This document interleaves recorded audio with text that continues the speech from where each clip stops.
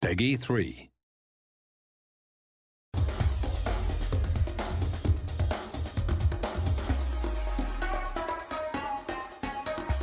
I think there was a lot of limitations in our old collision system. It was very good, but it didn't allow us to do some things that were quite difficult. So a lot of times in FIFA 11, you'd get a situation where maybe two players are running into one another, and because there's a lot of contacts between those two players, with the old system we had to pick one contact, which meant that we'd get a collision animation that did a great job of showing you that there was a collision, something happened, but maybe didn't take into account every little detail.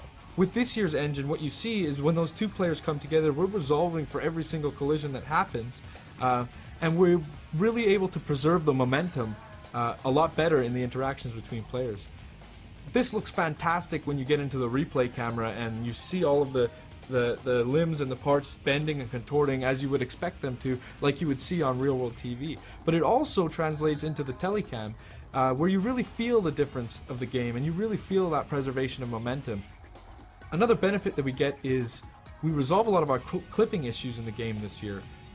In last year's system, we didn't actually account for arm collisions at all, and you couldn't really tell in the telecam, but if you went into replay, you would notice that arms could sometimes clip through a shoulder or clip through a back of your opponents. Well, this year we're resolving every single collision on every single limb of the players when they interact, and the results are quite astounding. One, you don't actually get the level of clipping that you got in last year's game, but two, you get tons of variety.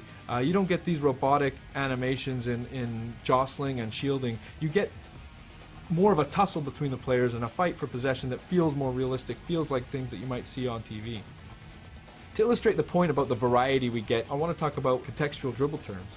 And what this is using the left stick, you could beat a player last year by maybe taking just a 45-degree dribble turn. But sometimes when you would do that, maybe you'd knock the ball by him and that player would stick out a leg trying to tackle you or really be in the way of where you're trying to go after the ball has passed him. So when you add this year's engine on top of the contextual dribble turns, what you get is realistic behaviors, realistic things that you would see on television happening in the game.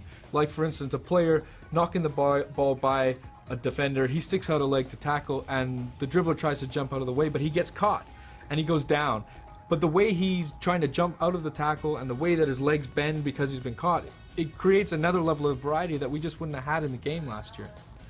Further to that, what you can see now is sometimes a dribbler will knock the ball by a defender using one of these dribble turns, jump out of the way and gets caught, but just slightly, so he takes a small knock.